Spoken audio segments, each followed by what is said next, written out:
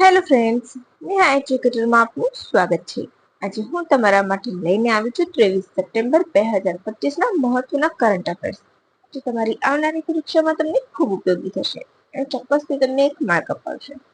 તમે મારા previous videos જોયા હશે અને એમાં પણ તમે લાસ્ટ 6 મંથના બંને વિડીયોઝ જોયા હશે તો તમને ખ્યાલ આવે જ હશે કે ડીવાયએસઓની એક્ઝામ હતી અને તલાટી બંનેમાંથી મેં તમને જે કરાવ્યું છે એ ઇઝી ટુ હાર્ડ ક્વેશ્ચન બધા જ એમાં આવ્યા છે. અને મેં તમને જેટલી પણ ડિટેલ કરાવી છે એ બધી જ ડિટેલમાંથી જ ક્વેશ્ચન બનેલા છે. તમે ઇમ્પોર્ટન્ટ સમજી શકો છો અને મારું વિઝન પણ જોઈ શકો છો કે કયા ક્વેશ્ચન પૂછાશે. અને હું તમને કોઈ પણ જાતના બકવાસ વગર એક્સ્ટ્રા વિડીયોઝ પીરસી રહી છું. તો પ્લીઝ ફ્રેન્ડ્સ, વિડીયોને લાઈક કરવાનું બિલકુલ પણ ભૂલતા નહીં. આ વિડીયોની લિંક તમારા મિત્રો સાથે શેર કરી દેજો. વિડીયોની પીડીએફ પણ તમને નીચે ડિસ્ક્રિપ્શન બોક્સમાં ચોક્કસથી મળી જશે. પરંતુ તમારે વિડીયોની શરૂઆતથી લઈને અંત સુધી જોશો તો જ તમને વિડીયોના કન્ટેન્ટ અંગે ખ્યાલ આવશે. તો ચાલો હવે આપણે આપણા વિડીયોની શરૂઆત કરીશું. આજનો આપણો પ્રથમ પ્રશ્ન છે: તાજેતરમાં ચર્ચામાં રહેલું બગરામ હવાઈ મથક ક્યાં આવેલું છે? Option A Pakistan, option B Afghanistan, option C Iran, option D Morocco. બોલો.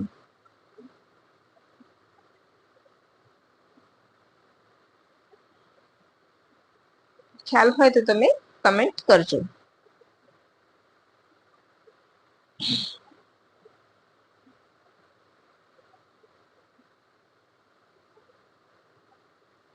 અહીં આપણો જવાબ આવશે ઓપ્શન બી અફઘાનિસ્તાન. શું આવશે? અફઘાનિસ્તાન. રાઈટ.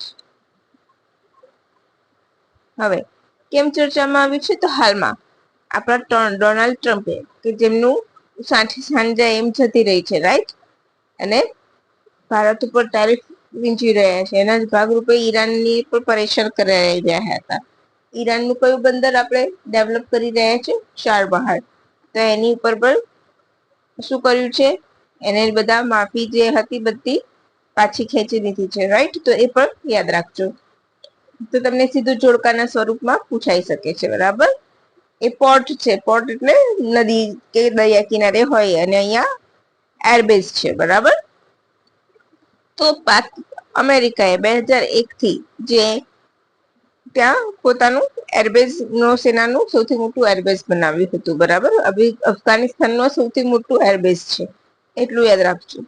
અફઘાનિસ્તાનનું આ સૌથી મોટું એરબેઝ છે. શીત યુદ્ધ દરમિયાન વ્યસ્ત નહીં પરંતુ સોવિયત સંઘ દ્વારા તેનું નિર્માણ કરવામાં આવ્યું હતું. બગરામનું નિર્માણ કોણે કર્યું હતું? તો સોવિયત સંઘે, શીત યુદ્ધ દરમિયાન. 11 સપ્ટેમ્બર 2001માં અમેરિકન સૈનિક સેના માટે આ ઓપરેશનલ હબ બન્યું હતું. એટલે કે 2001 થી અમેરિકન સેના પણ અહીંયા કાર્યરત હતી. ટોટલી એમની અંડર હતું. પરંતુ સિનેરિયો બદલાયો. 2021માં તાલિબાની શાસન આવ્યું અને તાલિબાનીઓએ પોતાને કબજે કરી લીધું. અને જેને ટ્રમ્પ પાછું માંગી રહ્યો છે અને તાલિબાનીઓએ ચોખ્ખી ના પાડી છે. એટલા માટે બગરામ એરફોર્સ ચર્ચામાં આવ્યું છે. તો યાદ રાખજો. પછી એઝ યુઝ્યુઅલ આપણો રોજનો મોટા ભાગે હું જે દિવસ હોય તેને હું આવરી લઉં છું અને પૂછાય છે. તમે જોયું હશે કે યોગ દિવસની થીમ પણ પૂછાઈ હતી. તો દર વર્ષે 23 સપ્ટેમ્બરના દિવસે કયો દિવસ ઉજવવામાં આવે છે? Option A international sign language day, option B Ayurveda દિવસ, option C world ozone day, અને ઓપ્શન ડી એ અને બી બંને. ચાલો, તમને એમ થશે કે એ અને બી બંને કેમ? તો ઘણી વખત એક જ દિવસે અલગ અલગ દિવસો ઉજવવામાં આવતા હોય છે, એટલે બરાબર છે. તો અહીંયા શું આપણો જવાબ? ઓપ્શન ડી એ અને બી બંને. બરાબર. તો સૌથી પહેલા આપણે જોઈશું આયુર્વેદ દિવસ. આયુષ દ્વારા ઉજવવામાં આવશે. આયુષ નું પૂરું નામ તો તમને ખબર જ હશે, આયુર્વેદ યુનાની, બરાબર.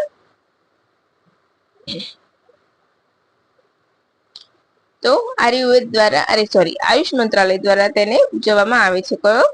કયો દિવસ ઉજવાય છે? તો આયુર્વેદ દિવસ. હવે તમે એમ કહેશો મેમ કે આયુર્વેદ દિવસ તો ધનતેરસ ના દિવસે ઉજવાતો હતો. હા, સાચી વાત છે. પહેલા ધનતેરસ ના દિવસે એને ઉજવવામાં આવતો હતો, પરંતુ એમાં કેવું થતું કે ધનતેરસ દર વર્ષે અલગ અલગ સમયે તારીખે પડતી હતી, તો એને નિવારવા એક પર્ટિક્યુલર પરફેક્ટ દિવસ નક્કી કરવામાં આવ્યો અને એને 23 સપ્ટેમ્બરે નક્કી કરવામાં આવ્યો એટલા માટે. બરાબર. હવે કોણ જોશે તો આયુષ મંત્રાલય. તો આયુષ મંત્રાલયનું પૂરું નામ બોલો.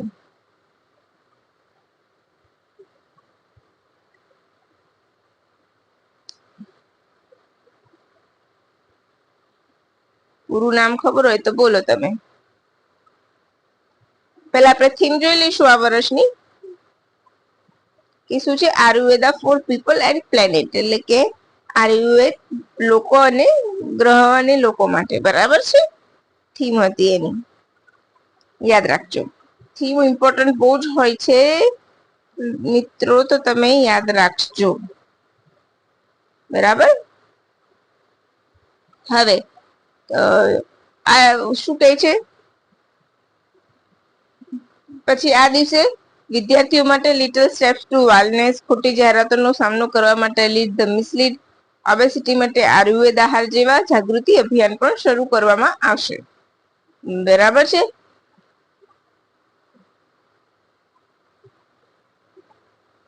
23 સપ્ટેમ્બર પસંદ કેમ કરી છે, તો આ દિવસે શરદ સંપાત હોય છે. શરદ સંપાત મીન્સ દિવસ અને રાત સરખા હોય છે, વિષુવવૃત્ત ઉપર સીધા કિરણો પડે છે એટલા માટે.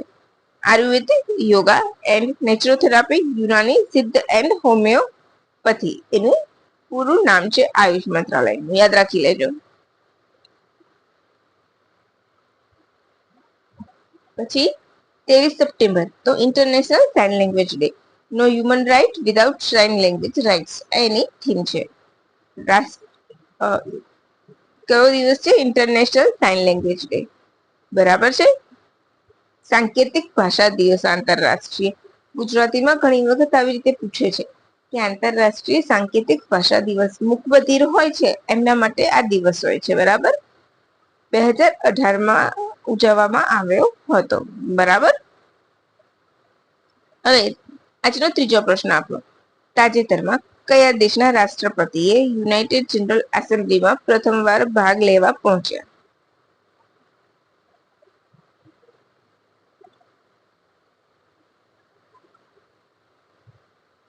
બોલો. Option A Syria, option B Lebanon, option C Iraq, option D Iran.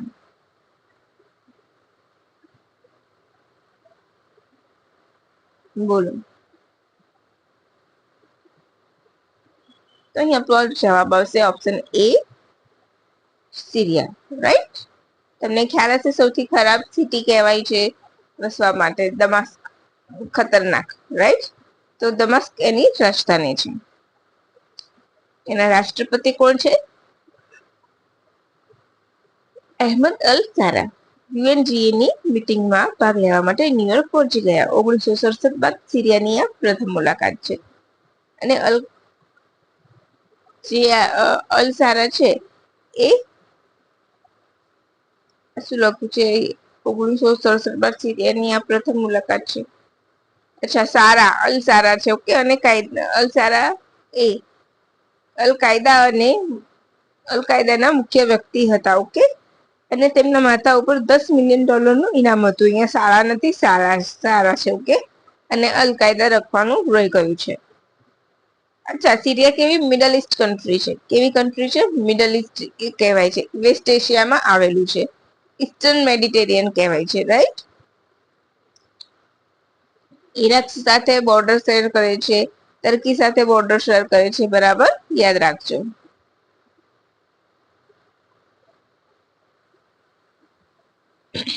અને રાજધાની દમાસ્ક. બરાબર. એટલું ઇમ્પોર્ટન્ટ છે મેં તમને કહ્યું છે, એ તો તમારે એટલું યાદ રાખવું જ પડશે. ખરું ને ફ્રેન્ડ્સ?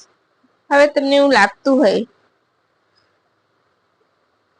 કે મેં ખૂબ મહેનત કરી છે, તો પ્લીઝ ફ્રેન્ડ્સ વિડીયોને લાઈક કરી દેજો અને લિંક તમારા મિત્રો સાથે શેર કરી દેજો.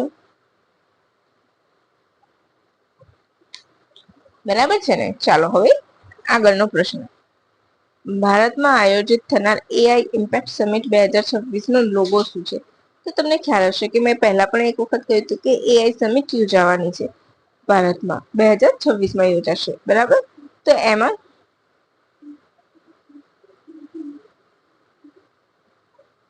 હા, તો એનો લોગો શું છે? બરાબર છે. Option A Sengol, option B Rath Yatra, option C Ashok Chakra, option D એક પણ નહીં. તો અહીં આપણો જવાબ આવશે ઓપ્શન સી અશોક ચક્ર. શું આવશે? ઓપ્શન સી અશોક ચક્ર.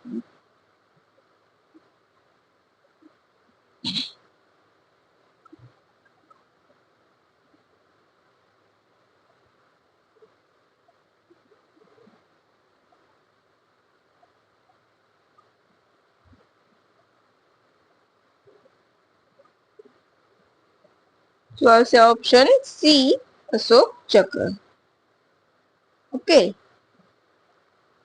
અશોક ચક્ર નૈતિક શાસન, ન્યાય અને બંધારણીય મૂલ્યોનું પ્રતીક છે. ચક્રમાંથી નીકળતા ન્યુટ્રલ નેટવર્ક ફ્લેયર્સ એઆઈ ના પરિવર્તનના પ્રભાવને દર્શાવે છે. બરાબર છે. અહીં 7 વિષયો ઉપર ચર્ચા કરવામાં આવશે એઆઈ સમિટમાં, જેમાં માનવ મૂડી, inclusion, science, flexibility, safe and secure AI, સામાજિક કલ્યાણ માટે એઆઈ નું લોકતાંત્રિકકરણ, એ બધાને વિશે ચર્ચા વિચારણા કરવામાં આવશે. અચ્છા, એના માટે મોટો શું છે? તો people planet progress, right? AI impact summit માટે એક સૂત્ર છે પીપલ પ્લેનેટ પ્રોગ્રેસ. આ સિવાય એઆઈ પિચ ફેસ્ટ એટલે કે ઉડાન, રિસર્ચ સિમ્પોસિઝમ, એઆઈ એક્સપો જેવી પહેલ પણ શરૂ કરવામાં આવશે. અવતાર એઆઈ શોધ, અવતાર એઆઈ શોધ, એઆઈ જેન લૂપ જેવા પ્રોજેક્ટ પણ શરૂ કરવામાં આવશે આ સમિટ છે. તો કેટલું જરૂરી છે એ તમે સમજી શકો છો, અને નવી દિલ્હીમાં યોજાશે એ પણ યાદ રાખી લેજો. અને આજે ટોપ 5 પ્રશ્નોમાંથી આજનો આપણો છેલ્લો પ્રશ્ન. સાંસદ પરિષદમાં સંસ્કૃતિને લગતા કયા પ્રતીકની સ્થાપના કરવામાં આવશે? ઓપ્શન એ રથબંધી, ઓપ્શન બી લોહ સ્તંભ, ઓપ્શન સી સેંગલ, ઓપ્શન ડી પૂરી રથયાત્રાના 3 પૈડા. બહુ જ અગત્યનો પ્રશ્ન છે.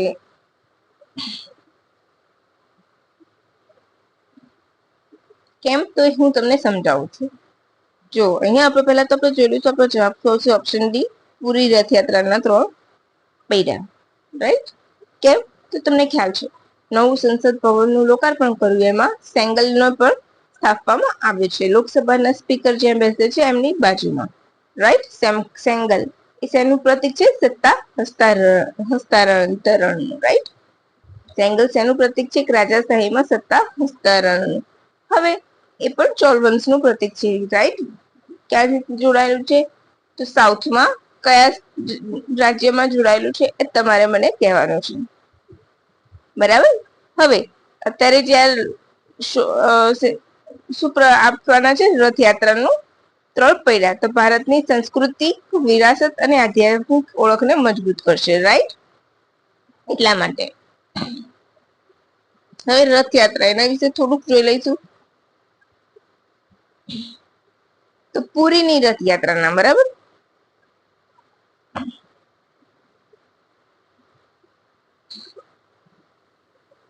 અને સેંગલ કયા સ્ટેટ થી તમે તમને પૂછ્યું? ચલો હું કહી દઉં છું, તામિલનાડુ. હવે ઉલ્લેખનીય છે કે લગભગ 2 વર્ષ પહેલા 2023માં વડાપ્રધાન નરેન્દ્ર મોદીએ લોકસભામાં સ્પીકરની ખુરશીની બાજુમાં સેંગોલની સ્થાપના કરી હતી, જે સત્તા હસ્તાંતરણનું પ્રતીક છે. બરાબર. હવે મહાપ્રભુ રથયાત્રાના પૈડા, તો એ સંઘ તરફથી એક પ્રસ્તાવ મૂકવામાં આવ્યો હતો, જેને ગૃહ મંત્રાલયે લોકસભાના સ્પીકરે સ્વીકાર્યો હતો. તો મહાપ્રભુ સ્વયં રથ ઉપર બિરાજમાન થાય છે, તેથી રથના પૈડાને અત્યંત પવિત્ર માનવામાં આવે છે. કેમ માની લેવામાં આવે છે? તો આ રીઝન છે. ઘણા ભક્તો પણ તેને પોતાના ઘરે પણ રાખે છે. ભગવાન શ્રી કૃષ્ણનો રથ કયો? નંદીઘોષ. દેવી સુભદ્રાનો દર્પદલન અને બલરામનો તાલધ્વજ. ઘણીવાર જોડકામાં પૂછાઈ શકશે. બરાબર. આ 3 રથોને કુલ 42 પૈડા ઉપર બનવામાં આવે છે. આ પૈડા મહારાણા વિશ્વકર્મા દ્વારા લાકડામાંથી તૈયાર કરવામાં આવે છે. હવે એની પવિત્રતા માટે એને શું કરવામાં આવશે? તો એને મૂકવામાં આવશે કે સંસદમાં. ખરું ને?